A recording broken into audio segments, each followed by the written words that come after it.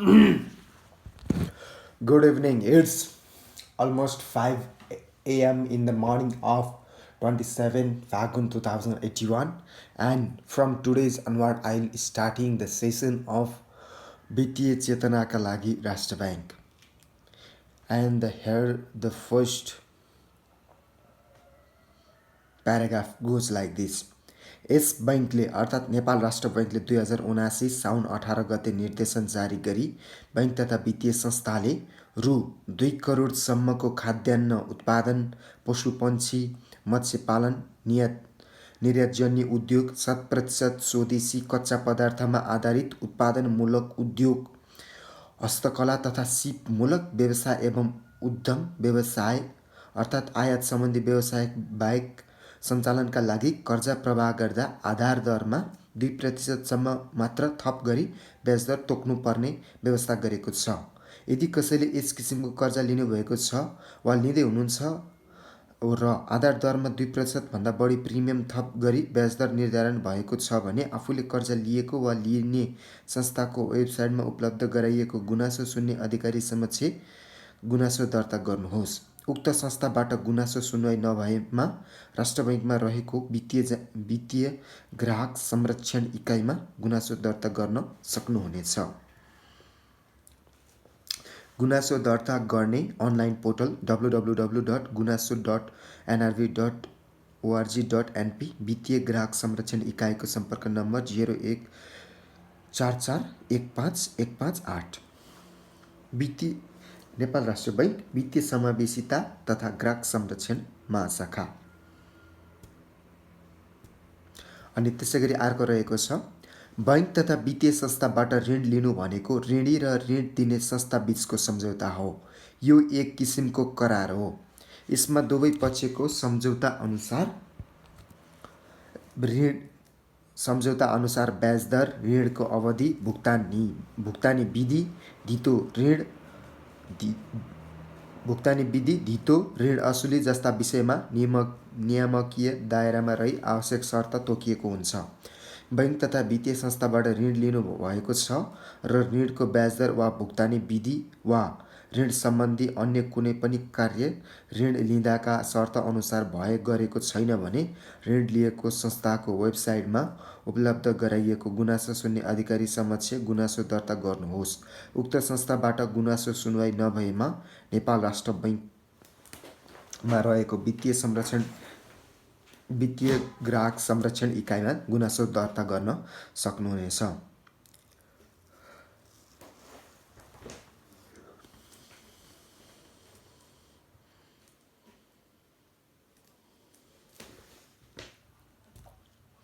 अनि त्यसै गरी अर्को रहेको छ, बैङ्क तथा वित्तीय संस्थाले ग्राहकको अनुमति बिना एकतर्फी रूपमा कुनै पनि प्रकारको वित्तीय सेवा उपलब्ध गराई सो बापत शुल्क लिन नपाइने व्यवस्था गरिएको छ। बैङ्क तथा वित्तीय संस्थाले ग्राहकको अनुमति बिना एकतर्फी रूपमा कुनै पनि प्रकारको वित्तीय सेवा उपलब्ध गराई सो बापत सेवा लिन नपाइने व्यवस्था गरिएको छ। ग्राहकको अनुमति बिना उपलब्ध गराइएका सेवा बापत कुनै पनि शुल्क लिएमा 10% थप गरी ग्राहकको खातामा जम्मा गर्नुपर्ने व्यवस्था रहेकाले सेवाग्राहीले माग नगरेको सेवा बापत बैङ्क तथा वित्तीय संस्थाले कुनै पनि शुल्क लिएको भएमा उक्त संस्थाको वेबसाइटमा उपलब्ध गराइएको गुनासो सुन्ने अधिकारी समक्ष गुनासो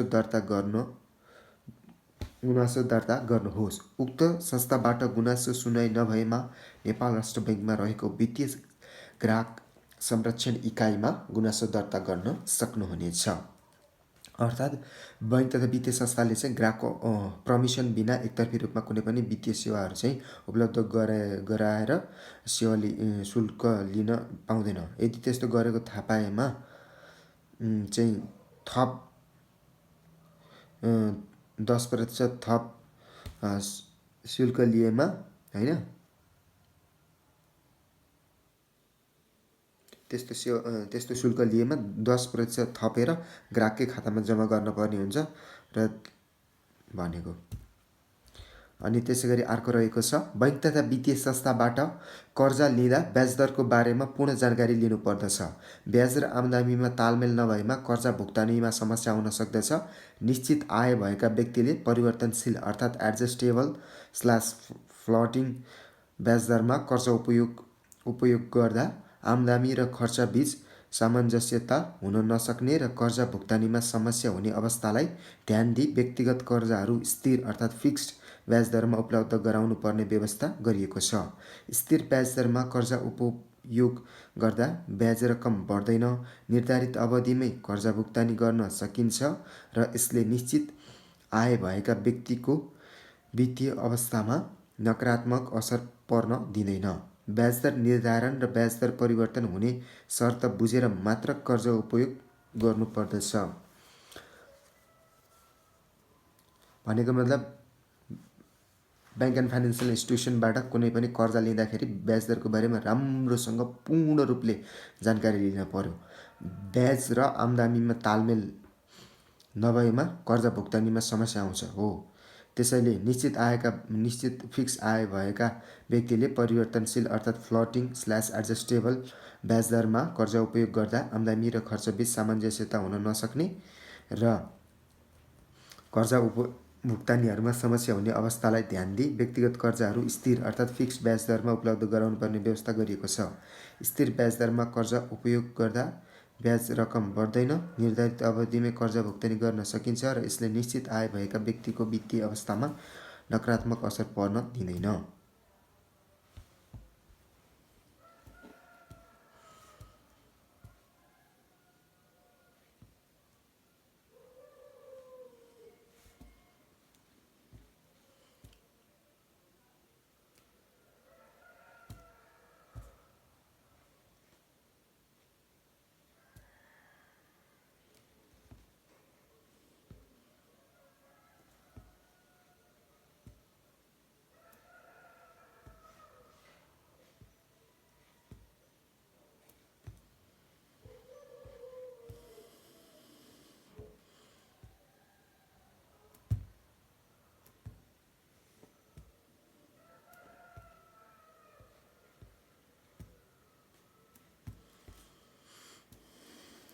अनि त्यसै गरी अर्को रहेको छ बैंक तथा वित्तीय संस्थाले प्रदान गर्ने कर्जाको ब्याज दर स्थिर वा परिवर्तनशील हुन सक्छ।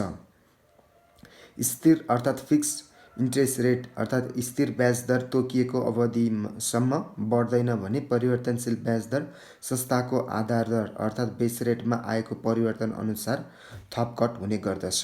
परिवर्तनशील ब्याज दरमा कर्जा प्रदान गर्दा बैंक तथा वित्तीय संस्थाले आफ्नो आधार दरमा अर्थात् बेस रेटमा प्रिमियम थप गरी ब्याज दर तोक्ने गर्छन्। यस्तो प्रिमियम ऋणीको जोखिम मूल्याङ्कन गरी तय गर्नुपर्छ। परिवर्तनशील ब्याज दरमा कर्जा प्रदान गर्दा बैंक तथा वित्तीय संस्थाले आफ्नो आधार दरमा प्रिमियम थप गरी ब्याज दर तोक्ने गर्छन्। यस्तो प्रिमियम ऋणीको जोखिम मूल्याङ्कन गरी तय गर्नुपर्दछ। एक पटक निर्धारण भएको प्रिमियमलाई कर्जा अवधिभर वृद्धि गर्न र प्रिमियममा सुरुवाती दिनमा सहुलियत दिई पूर्ण वृद्धि गर्ने जस्ता योजना लागू गर्न नपाइने व्यवस्था गरिएको छ।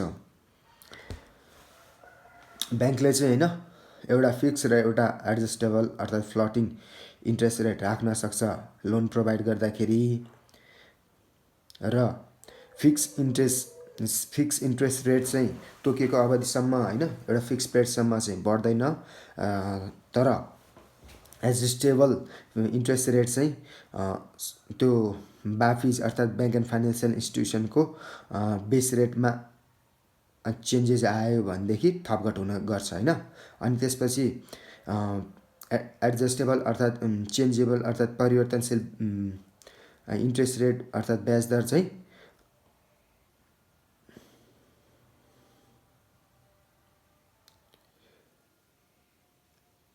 चेन्जेबल अर्थात् एडजस्टेबल इन्ट्रेस्ट रेट चाहिँ लोन प्रोभाइड गर्दाखेरि बैंक एन्ड फाइनेन्सियल इन्स्टिट्युसनले चाहिँ आफ्नो बेस रेटमा प्रिमियम थप गरेर ब्याज गरेर चाहिँ इन्ट्रेस्ट रेट तोक्ने गर्छ।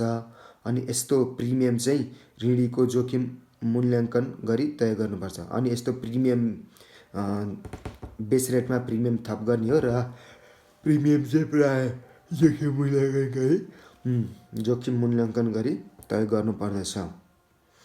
ऋणीको जोखिम मूल्याङ्कन गरी तय गर्नुपर्दछ।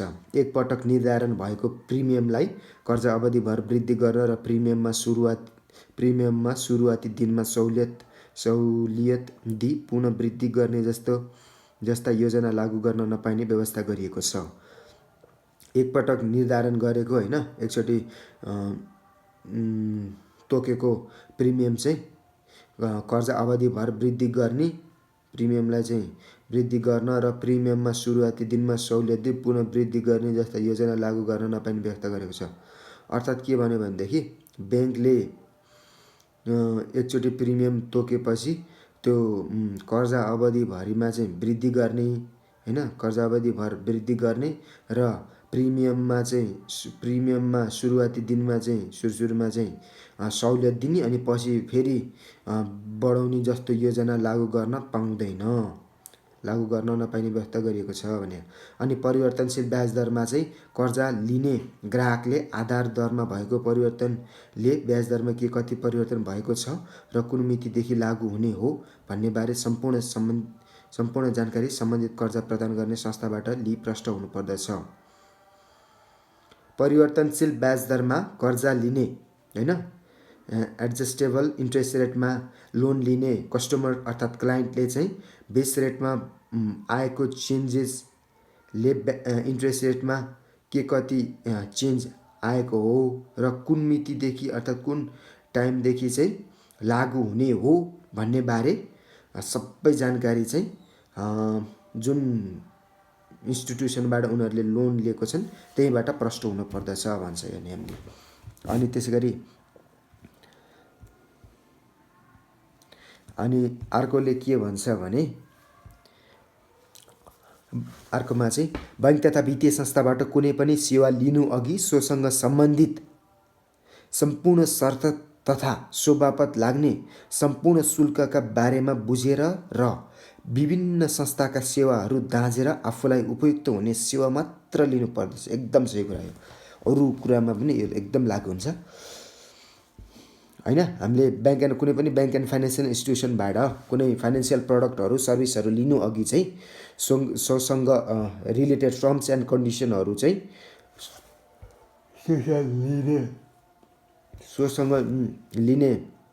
सोसँग लाग्ने होइन, विभिन्न टर्म्स एन्ड कन्डिसनहरूको लाग्ने सम्पूर्ण सबै टर्म्स एन्ड कन्डिसन र लाग्ने फिजहरूको बारेमा राम्रोसँग बुझ्ने अनि त्यो संस्थाहरूको विभिन्न संस्थाहरूसँग कम्पेयर गर्ने र आफूलाई जुन चाहिँ उपयुक्त हुन्छ त्यो मात्रै सेवा उपयुक्त लिनुपर्छ। अनि कसैको बहकाउमा लागेर सम्पूर्ण जानकारी नलिई यस्ता सेवा लिनु हुँदैन। अनि त्यसै गरी ब्याङ्क एन्ड फाइनेन्सियल इन्स्टिट्युसनले चाहिँ क्लाइन्टलाई वित्तीय सेवा सम्बन्धी शर्त, शुल्क, हर्जाना, जरिवाना, कमिसन आदिका बारेमा सरल एवं प्रष्ट भाषामा निःशुल्क रूपमा जानकारी उपलब्ध गराउनु पर्ने व्यवस्था गरिएको छ। ग्राहकलाई सम्पूर्ण विषय सरल भाषामा बुझाएर मात्र व्यावसायिक सम्बन्ध स्थापना गर्नु बैंक तथा वित्तीय संस्थाको दायित्व हो।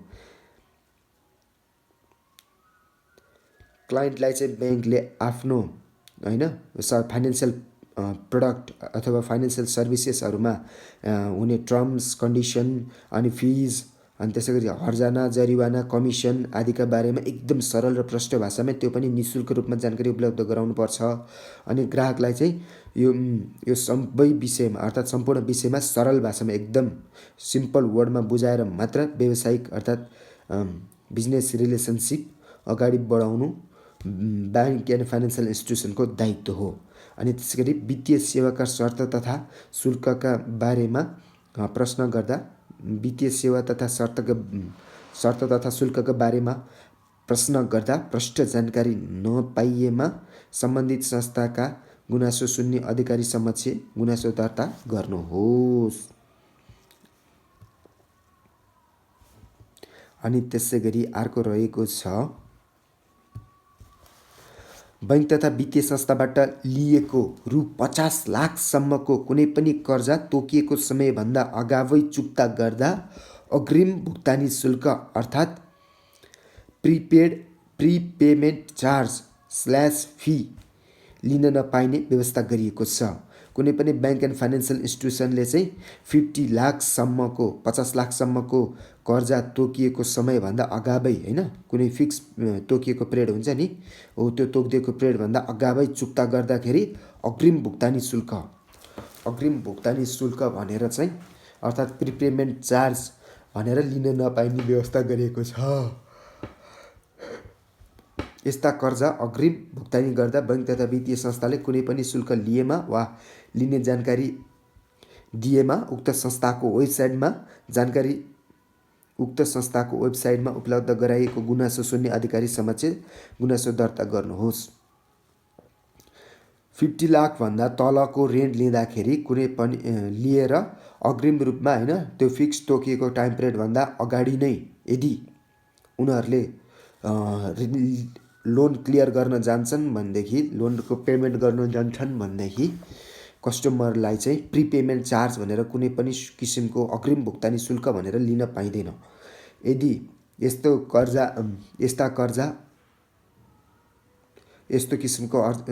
किसिमको लोन चाहिँ होइन, प्रिपेमेन्ट अर्थात् पहिला नै पे गर्न टाइमभन्दा अगाडि पेमेन्ट गर्दाखेरि ब्याङ्क एन्ड फाइनेन्सियल इन्स्टिट्युसनले कुनै पनि होइन शुल्कहरू अर्थात् फिजहरू लिएमा वा लिने जानकारी कुनै पनि शुल्क लिने वा लिने जानकारी गराएमा उक्त संस्थाको वेबसाइटमा उपलब्ध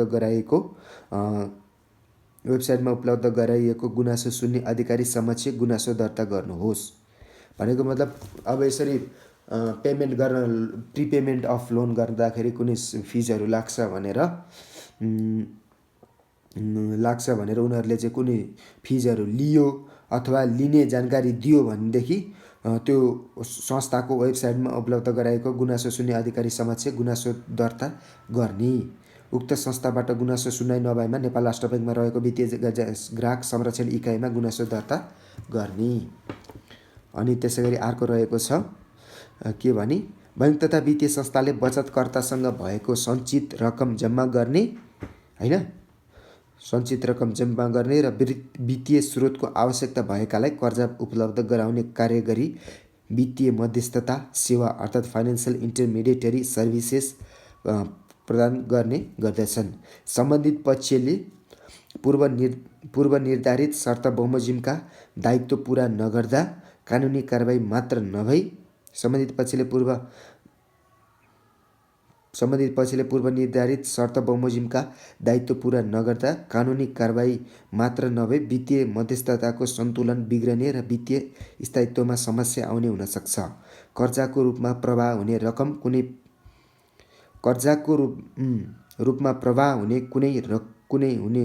रकम कुनै व्यक्ति वा संस्थाको निजी सम्पत्ति नभई बचतकर्ताको हो। कर्जाको रूपमा जुन पैसा चाहिँ डिस्बर्स गरियो नि, त्यो कुनै व्यक्ति अथवा संस्थाको प्राइभेट प्रपर्टी होइन, त्यो बचतकर्ताको हो। कर्जा प्राप्त गरेपछि जुन प्रयोजनका लागि लिएको हो सो प्रयोजनमा मात्र प्रयोग गर्नु र पूर्व निर्धारित शर्त अनुसार कर्जाको सामा र ब्याज भुक्तानी गर्नु ऋणीको कानुनी दायित्व हो। यद्यपि कर्जा सदुपयोग गरी निश्चित उद्यम व्यवसाय गर्दा गर्दै कुनै कार्यकारणले समयमा कर्जा भुक्तानी गर्न नसक्ने अवस्था आइपरे बैंक तथा वित्तीय संस्थासँग समन्वय गरी तोकिएको शर्तको अधीनमा रही पुनर्संरचना वा पुनर्तालिकीकरण गर्न सकिने व्यवस्था गरिएको छ।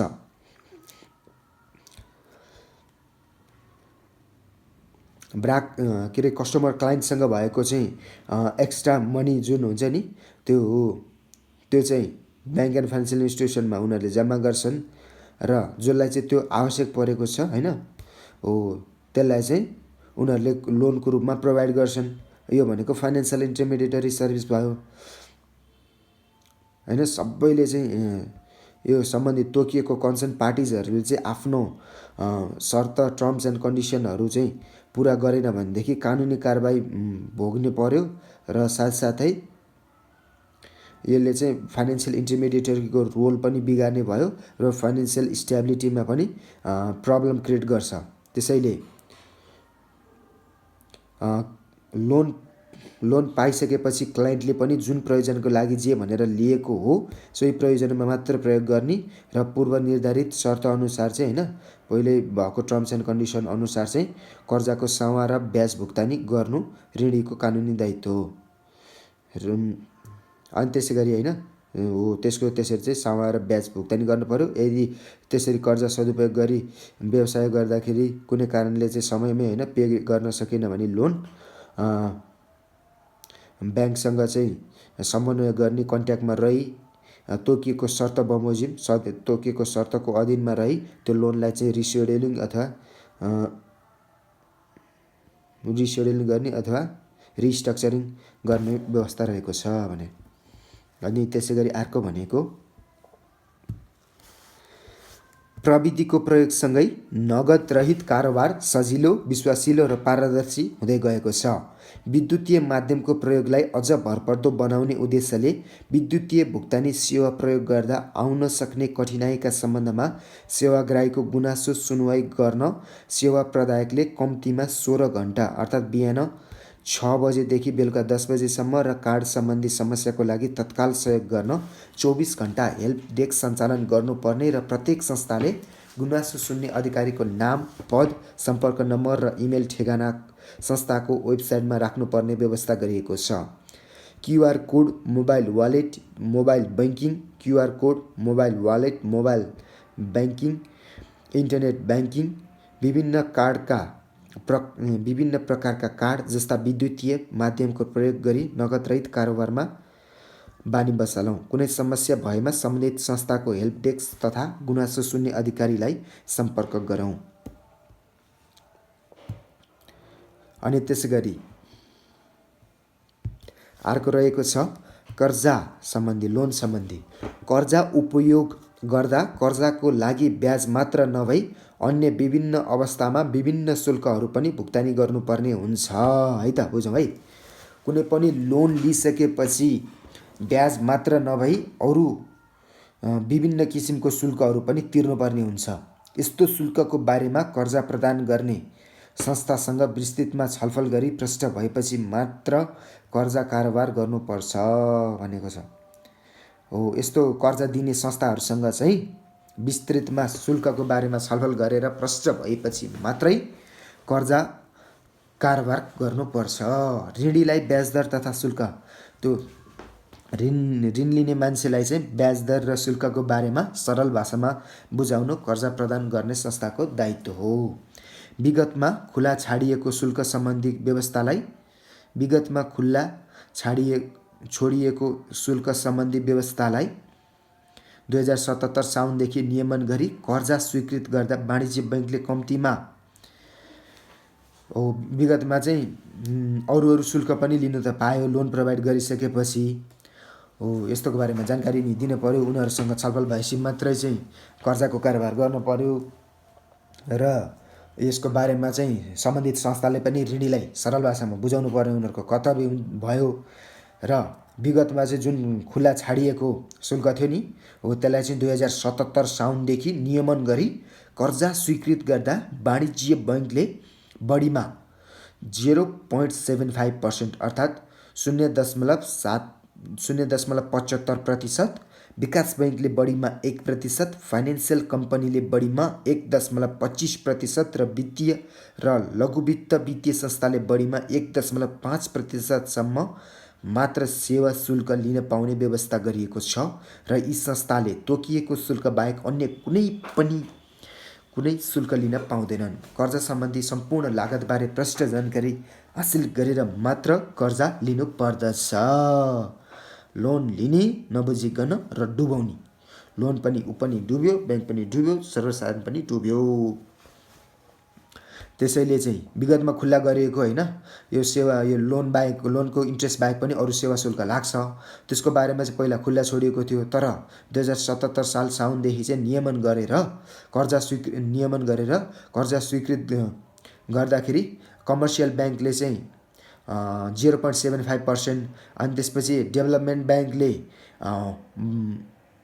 के अरे कमर्सियल ब्याङ्कले म्याक्सिमम 0.75% अनि अनि डेभलपमेन्ट ब्याङ्कले म्याक्सिमममा 1% र अनि त्यसै गरी फाइनेन्स कम्पनीले बढीमा चाहिँ 1.25% र लघु वित्त होइन र लघु वित्त अर्थात् क्लास डी फाइनेन्सियल इन्स्टिट्युसनले चाहिँ बढीमा 1.5%सम्म सेवा शुल्क भनेर लिन पाउँछन्।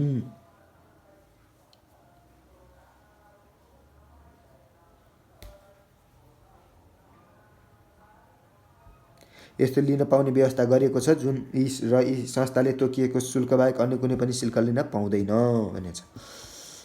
अनि त्यसै गरी अर्को रहेको छ कर्जा लिँदाका बखत तोकिएका शर्त बमोजिम कर्जा भुक्तानी गर्नु ऋणीको कानुनी दायित्व हो। ऋण लिने मान्छेले कर्जा लिँदाको बखत जुन शर्त बमोजिम कर्जा ल्या हुन्छ नि हो त्यही अनुसार चाहिँ उनीहरूले भुक्तानी गर्नुपर्ने हुन्छ।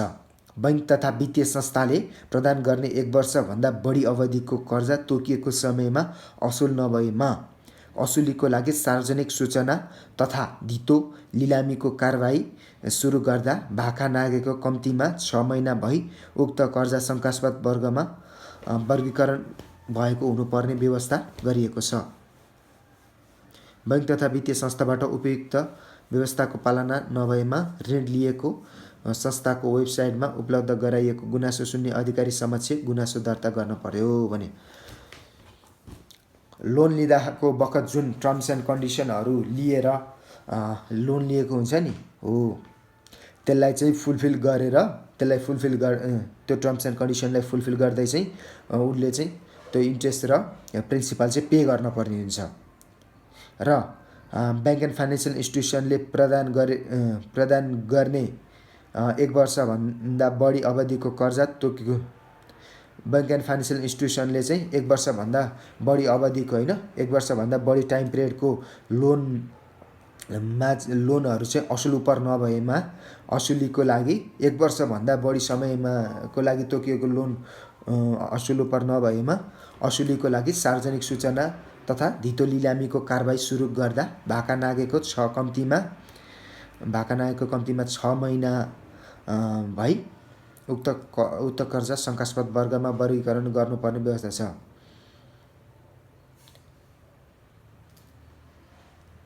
भनेको मतलब ब्याङ्क एन्ड फाइनेन्सियल इन्स्टिट्युसनले चाहिँ 1 वर्षभन्दा बढी अवधिको कर्जा प्रोभाइड गर्यो भनेदेखि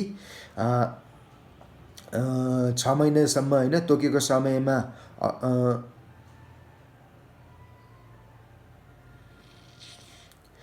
त्यो चाहिँ तोकेको समयमा असुली भएन भनेदेखि सार्वजनिक त्यसलाई चाहिँ सुरुमा शङ्कास्पद वर्गमा कम्तीमा 6 त्यो भाका नागेको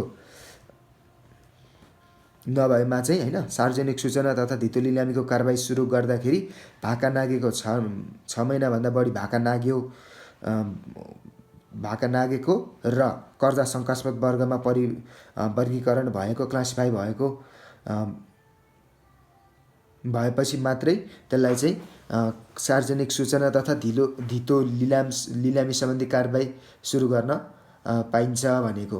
अर्थात् सार्वजनिक सूचना तथा धितो लिलामीको कारबाही सुरु गर्दा होइन सार्वजनिक सूचना र धितो लिलामीको कारबाही सुरु गर्दाखेरि चाहिँ भाका नागेको 6 महिना हुनु पर्यो र उक्त ऋण चाहिँ के अरे यो शङ्कास्पद ऋण वर्गमा क्लासिफाई भएको हुनुपर्ने व्यवस्था गरिएको छ। अनि त्यसगरी ब्याङ्क एन्ड फाइनेन्सियल इन्स्टिट्युसनले चाहिँ उपयुक्त व्यवस्थाको पालना नभएमा bank and financial institution bank तथा वित्तीय संस्थाबाट उपयुक्त व्यवस्थाको पालना नभएमा ऋण लिएको संस्थाको वेबसाइटमा उपलब्ध गराइएको गुनासो सुन्ने अधिकारी समक्ष गुनासो दर्ता गर्नुहोस्। भनेको मतलब ब्याङ्क एन्ड फाइनेन्सियल इन्स्टिट्युसनबाट त्यो उपयुक्त व्यवस्थाको पालना नभएमा चाहिँ ऋण लिएको संस्थाको वेबसाइटमा उपलब्ध गराइएको गुनासो सुन्ने अधिकारी समक्ष गुनासो दर्ता गराउनु पर्दछ। अनि त्यसरी उक्त संस्थाबाट गुनासो सुनवाई नभएमा नेपाल राष्ट्र बैङ्कमा रही रहेको वित्तीय ग्राहक संरक्षण इकाइमा गुनासो जानकारी गराउनुपर्छ। अनि त्यसै गरी अर्को रहेको छ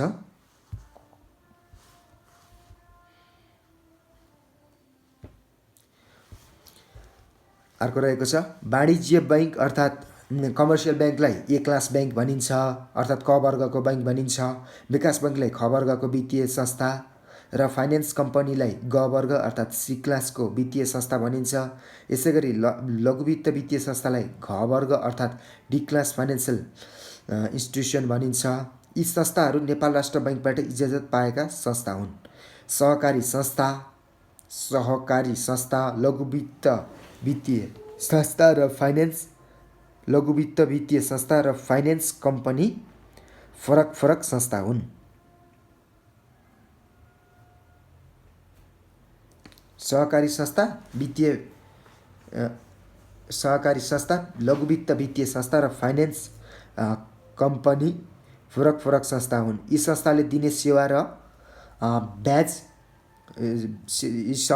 सेवा र ब्याज दर फरक हुन्छन्। लघुवित्त वित्तीय संस्थाले प्रदान गर्ने कर्जाको ब्याज दर 15% भन्दा बढी नहुने व्यवस्था गरिएको छ।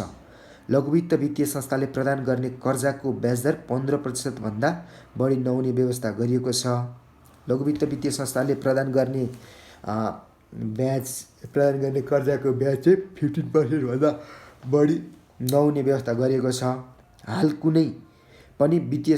कुनै पनि लघुवित्त वित्तीय संस्थाले ब्याज दर 15% भन्दा बढी वित्तीय संस्थाको ब्याज दर 15% भन्दा बढी छैन। लघुवित्त वित्तीय संस्थाले 15% भन्दा बढी ब्याज लिएको भए राष्ट्र बैङ्कमा रहेको वित्तीय जानकारी संरक्षण इकाइमा गुनासो दर्ता गर्न सकिन्छ। सहकारी संस्था, लघुवित्त वित्तीय संस्था र फाइनेन्स कम्पनी फरक फरक संस्था हुन् है। यिनीहरूले दिने सेवा र ब्याज दर पनि फरक हुन्छ। त्यसै गरी लघुवित्त वित्तीय संस्थाले चाहिँ लोन दिँदाखेरि 15% सम्म मात्रै 15%मा बढी नहुने गरी चाहिँ उनीहरूले इन्ट्रेस्ट तोकेको हुन्छ। त्योभन्दा बढी कुनै पनि लिन पाउने छैन होइन, लिएको छैन अहिले। यदि त्योभन्दा माथि लियो भने राष्ट्र बैङ्कमा उजुरी गर्न सकिन्छ भनेको छ है।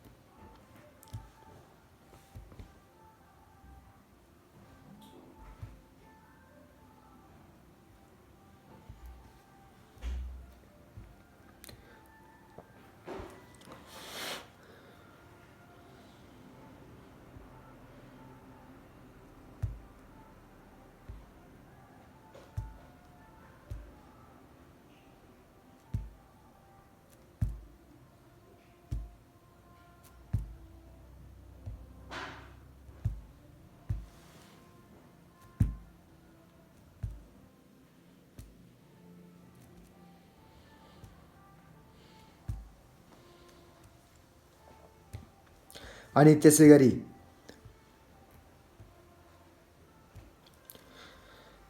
अर्को रहेको छ बैङ्क तथा वित्तीय संस्थाले विविध प्रकारका बचत खातामा विकल्प प्रदान गर्ने गर्छन्। विभिन्न टाइपको सेभिङ अकाउन्टमा चाहिँ धेरै किसिमको अल्टरनेटिभहरू विकल्पहरू प्रदान गर्छन्। यी सबै खाताका विशेषता जस्तै ब्याज दर, न्यूनतम मौजदात, कार्ड, चेक, मोबाइल र इन्टरनेट ब्याङ्किङ जस्ता सुविधा र शर्त फरक फरक हुन्छन्। भनेको मतलब ब्याङ्कहरूले चाहिँ डिफ्रेन्ट टाइप्सको सेभिङ अकाउन्टमा पनि डिफ्रेन्ट चाहिँ अल्टरनेटिभहरू फेसिलिटिजहरू दिन्छ होइन। हो, यी सबै खाताको विशेषताहरू जस्तै कि यिनीहरूको विशेषता भन्नाले जस्तै कि यिनीहरूको ब्याज दर, यिनीहरूको minimum balance, card, cheque, mobile र इन्टरनेट ब्याङ्किङ जस्ता सुविधा र शर्त फरक फरक हुन्छ। नयाँ बचत खाताको विकास गर्दा पुरानो खाताको ब्याज दर अत्यन्तै कम भयो भने आम गुनासोलाई सम्बोधन गर्न नयाँ बचत खाताको विकास गर्दाखेरि होइन, नयाँ टाइपको सेभिङ अकाउन्ट यो डेभलप गर्दाखेरि चाहिँ पुरानो अकाउन्टको इन्ट्रेस्ट रेट चाहिँ साह्रै कम भयो भन्ने आम गुनासोलाई सम्बोधन गर्न विभिन्न प्रकारका बचत खातामा दिइने ब्याज दरको अन्तर 2% बिन्दुभन्दा बढीले फरक पार्न नपाइने र ब्याज दर परिवर्तन गर्दा वा नयाँ बचत खाताको विकास गर्दा सबै प्रकारका बचत खाताको ब्याज दर सोही बमोजिम समायोजन अर्थात् बढ्दा सबैको बढ्ने र घट्दा सबैको घट्ने व्यवस्था गर्नुपर्ने व्यवस्था गरिएको छ। भनेको मतलब यसरी नयाँ टाइपको चाहिँ सेभिङ अकाउन्ट क्रिएट गर्दाखेरि डेभलप गर्दाखेरि पुरानो अकाउन्टको ब्याज दर चाहिँ साह्रै कम भयो भन्ने गुनासोलाई कम गर्नको लागि अहिले त्यो डिफ्रेन्ट टाइप्सको सेभिङ अकाउन्टमा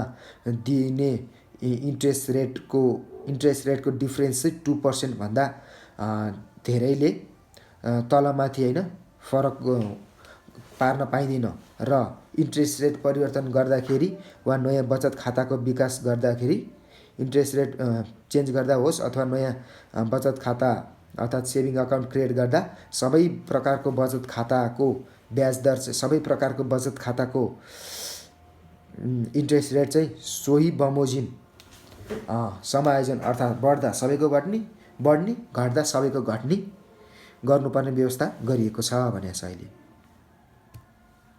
अनि त्यसै गरी अर्को रहेको छ लघु वित्त संस्था सम्बन्धी। लघु वित्त वित्तीय संस्थाले लिने सेवा शुल्कमा नेपाल राष्ट्र बैङ्कले सीमा तोकेको छ।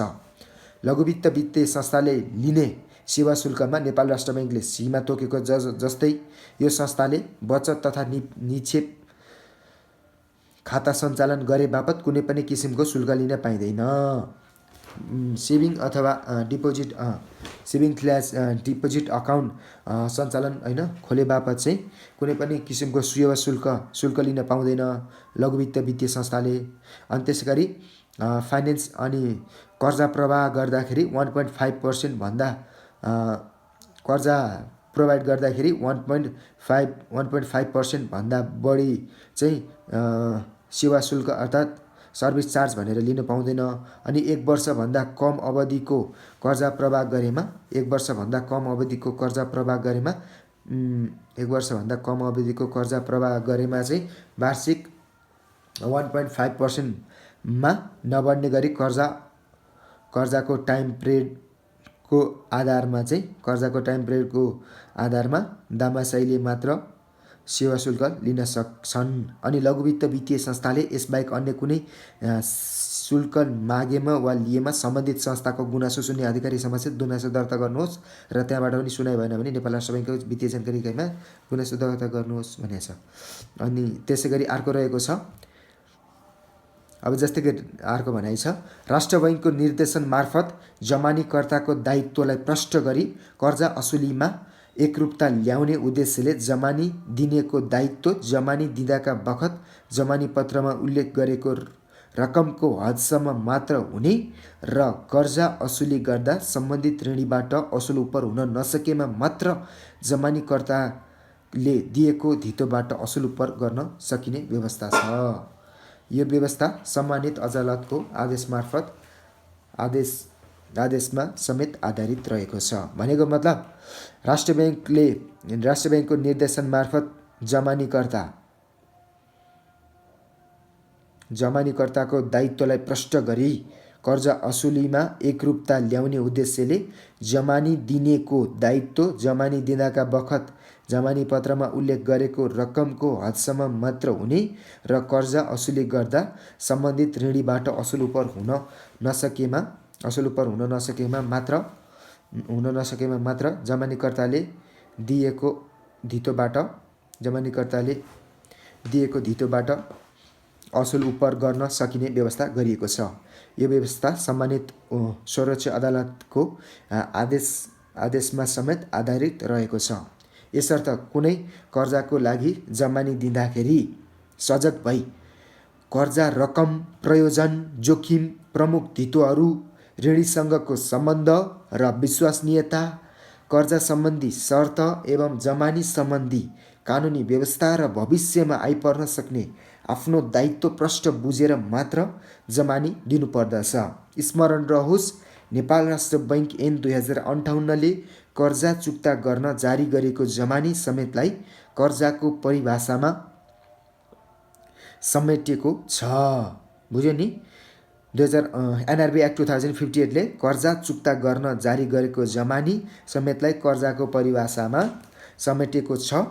त्यसैले यदि कसैले जमानी दिएको छ भने कर्जा लिएको होइन जमानी मात्र दिएको हो भनेर कर्जाको दायित्व बाट मुक्त हुन सक्दैन भनेको छ। त्यही भएर यदि कसैले चाहिँ जमानी दिएको छ भने कर्जा लिएको होइन, जमानी मात्र दिएको भनेर कर्जाको दायित्वबाट मुक्त हुन पाइँदैन, उनीहरूले तिर्न पर्छ भने। अनि त्यसै गरी अर्को रहेको छ ओटिपी सम्बन्धी। ओटिपीमा के भनेको छ भने ओटिपी अर्थात् वान टाइम पासवर्ड भन्नाले एकपटक मात्र प्रयोगमा आउने पासवर्ड अर्थात् वान टाइम पासवर्ड ओटिपी भन्ने बुझिन्छ। वित्तीय कारोबार गर्न खोजिरहेको व्यक्ति सही व्यक्ति हो वा होइन र कारोबार अधिकृत हो वा अनधिकृत हो भन्ने पहिचानको लागि सेवा प्रदायकको प्रणालीले स्वचालित रूपमा प्रदान गर्ने पासवर्ड नै ओटिपी हो। वित्तीय कारोबार गर्न खोजिरहेको व्यक्ति सही हो वा होइन र कारोबार पनि एकदम अधिकृत वा अनधिकृत होइन, अथराइज हो कि अनअथराइज हो भन्ने पहिचानको लागि यो सेवा प्रदान गर्ने संस्था सर्भिस प्रोभाइडर को सिस्टमले चाहिँ स्वचालित रूपमा होइन अटोमेटिक रूपमा प्रदान गर्ने पासवर्ड नै ओटिपी हो। अनि निश्चित प्रयोजनका लागि तोकिएको समयभित्र मात्र प्रयोग गर्न मिल्ने गरी प्रयोगकर्ताले दर्ता गरेको फोन वा इमेलमा मात्र प्राप्त हुने भएकाले अन्य कसैलाई पनि ओटिपी दिनु हुँदैन। विभिन्न बहानामा ओटिपी माग्ने र रकम चोरी गर्ने घटना संसारभर नै हुने गरेका छन्। त्यसैले सजग भई विद्युतीय भुक्तानीका लागि कारोबार गर्नुपर्दछ। सदैव याद राखौँ, कुनै पनि बैंक तथा वित्तीय संस्था वा भुक्तानी सम्बन्धी कार्य गर्ने संस्थाले ग्राहकको ओटिपी कहिले पनि माग्दैनन्। त्यसैले तपाईले चिनेको वा नचिनेको कुनै पनि असल नियतको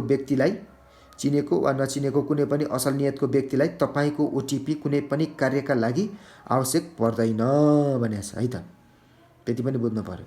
अनि त्यसैगरी अर्को रहेको छ हाल अर्थतन्त्रको वास्तविक क्षेत्रमा देखिएको शिथिलताबाट पर्ने असरलाई न्यूनीकरण गर्न बैंक तथा वित्तीय संस्थाबाट कर्जा लिई होटेल, रेस्टुरेन्ट, पशुपक्षी पालन तथा निर्माण क्षेत्रसँग सम्बन्धित तथा रु 5 करोडसम्मको कर्जा लिई जुनसुकै उद्यम व्यवसाय गर्दै आएका चैत मसान्तसम्म सक्रिय वर्गमा रहेका ऋणीहरूलाई उद्योग वा व्यवसायको नगद प्रवाह तथा आम्दानी विश्लेषण गरी कर्जाको पुनर्संरचना अर्थात् पुनर्तालिकीकरण गर्न सक्ने व्यवस्था गरिएको छ।